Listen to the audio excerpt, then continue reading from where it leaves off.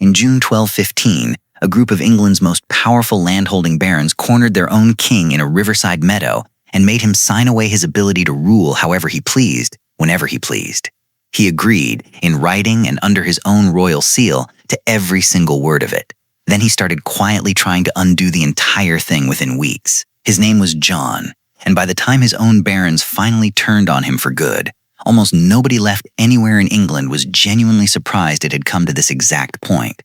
John was born in 1166, the youngest son of King Henry II, at a point when the family already controlled an enormous, sprawling stretch of territory across England and western France. By the time he was old enough to actually need land of his own, his father had already handed every major territory to his older brothers.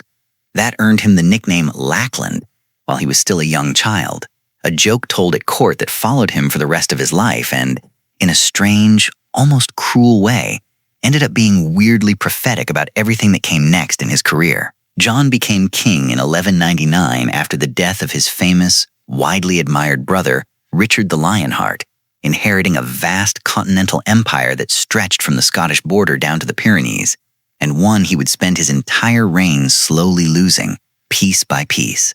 Richard had spent most of his own reign away on crusade or fighting in France, which meant John inherited both the territory and impossibly high expectations at the same time. His young nephew, Arthur of Brittany, still only a teenager at the time, had his own genuinely legitimate claim to that same throne under the succession rules many nobles recognized, which made him a problem John needed to deal with immediately and permanently. John captured Arthur during a military campaign in western France in 1202 at the castle of Mirabeau. By early 1203, the young prince had simply vanished from the historical record entirely, almost certainly murdered on John's direct orders. Nobody ever produced a body, and no formal accusation was ever proven in any court of the time, medieval or otherwise. The mystery didn't need actual, documented proof to do real, lasting political damage, though. It cast a permanent shadow over John's reputation before he'd even finished securing his own crown, and rival courts across Europe, especially in France, were more than happy to keep the rumor alive for their own political advantage.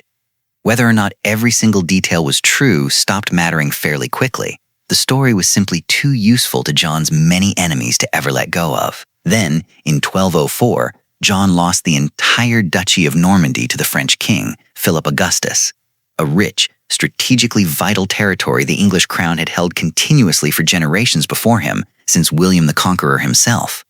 English nobles started calling him Softsword behind his back, a nickname that stuck immediately and only got more embarrassingly accurate as the years went on. It was a deliberate, pointed contrast with his brother Richard, whose own nickname had been earned on actual battlefields rather than lost on them. John's problems weren't limited to the battlefield alone, either. He also managed, somehow, to pick a simultaneous fight with the single most powerful religious institution in all of Europe at the exact moment he could least afford yet another enemy. He refused outright to accept the Pope's own chosen candidate, Stephen Langton, as Archbishop of Canterbury, a standoff that triggered a sweeping papal interdict across the whole of England in 1208. The interdict suspended most religious services across the entire country, leaving churches closed and ordinary people unable to receive many of the sacraments they had always relied on. John himself was formally excommunicated in 1209, and the long standoff cost him several of his most capable, experienced administrators along the way. By 1213, cornered on multiple fronts at once and running out of workable options entirely, John made peace with Rome the only way that was really left to him. He formally submitted England itself as a fief of the papacy, agreeing to pay annual tribute. It was a genuinely humiliating reversal for a king of England, effectively making him a tenant of the very institution he'd spent years openly defying. But it bought him the Pope's valuable political backing for the next fight he was already quietly planning across the Channel. To fund repeated, expensive attempts at reclaiming his lost continental territory, John leaned hard on scutage payments, arbitrary fines, feudal reliefs, and increasingly aggressive taxation of his own barons year after year without much relief. Those same barons were, rather inconveniently for John, the exact group of powerful people he needed to stay loyal and cooperative if any of his ongoing military plans were ever going to work out at all. In 1214, John launched a major, expensive campaign to retake Normandy and Anjou, coordinating carefully with allies, including the Holy Roman Emperor and the Count of Flanders across northern Europe, in what should have been his single best shot at finally reversing a decade of steady, humiliating losses.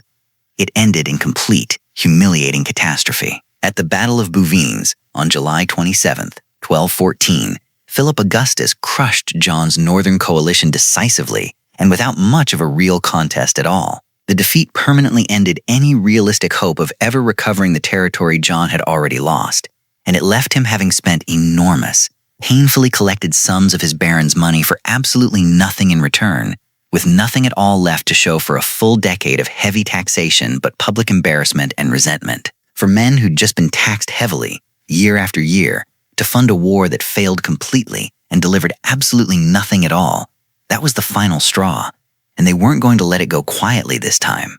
By January 1215, roughly 40 barons, representing a significant share of England's most powerful and wealthy landholders, met with John in London to demand real, lasting reform to how the kingdom was actually run. The meeting produced nothing concrete at all. In May 1215, the barons, along with representatives of the English church who had their own long-standing grievances dating back to the earlier Langton dispute, formally renounced their allegiance to him entirely and publicly. John responded the only way he really knew how. He ordered the immediate seizure of rebel castles across the country, trying to reassert control the same way he'd always tried to solve problems, through direct, blunt force. The barons answered decisively by seizing London itself, welcomed in through the open gates by sympathetic city officials who had plenty of grievances of their own to settle. With the capital city firmly in enemy hands, John had essentially no leverage left to negotiate with at all, and both sides clearly knew it. He had run out of reliable allies, run out of money after years of failed continental wars, and now run out of a functioning capital city to actually govern from. There was exactly one realistic option remaining to him at this particular point, and he knew it. Both sides finally met at Runnymede, a low, marshy meadow on the banks of the Thames roughly halfway between rebel-held London and John's own royal castle at Windsor, chosen deliberately as neutral enough ground for both wary parties to accept. On June 15, 1215, John placed his royal seal on the barons' long, detailed list of demands. The finalized, fully agreed document was formally accepted 4 days later, on June 19th, after several further rounds of negotiation over the exact wording. It became known as Magna Carta, the Great Charter, a name and a reputation it wouldn't fully earn in the popular imagination for several more centuries. And here's the part that surprises most people today. It was a failure within weeks of being sealed. Neither side actually honored a single meaningful word of it. Pope Innocent III, the very same pope John had spent years bitterly fighting before submitting to entirely as a papal vassal, annulled the charter outright at John's own direct, urgent request, formally declaring it invalid, illegal, and unjust. Civil war broke out again that same year, tearing the country apart just months after it was all supposedly resolved at Runnymede. Rebellious barons, desperate for outside military help, even invited the future King Louis VIII of France to cross the Channel and take the English crown for himself. The document, now remembered fondly as one of history's great legal texts, had, in its own actual moment, produced absolutely nothing but chaos, mutual betrayal, renewed bloodshed, and an active foreign invasion of English soil by a hostile foreign prince. While that war dragged on, exhausting both sides and draining what little money remained, John's own baggage train, reportedly including parts of the royal treasury and crown jewels themselves, was lost crossing a treacherous tidal estuary near a stretch of coastline called the Wash in October 1216. Chroniclers have argued over the precise details for 800 years since, with the true scale of the loss still genuinely disputed by historians today. But the basic image stuck firmly in popular memory. An English king, mid-collapse, literally losing his own crown jewels to the rising tide. Days later, weakened badly by dysentery and with his kingdom still actively at war all around him, John died quietly on the night of October 18th to 19th, 1216, at Newark Castle in the English Midlands, far from any of the territory he'd once controlled across the Channel. He died right in the middle of a civil war he had personally caused and never came anywhere close to resolving during his own lifetime, leaving behind a fractured kingdom and the throne to his 9-year-old son, Henry III. Here's the twist almost nobody expects. Magna Carta should have quietly died along with the very war it triggered a year earlier, forgotten like countless other failed medieval agreements.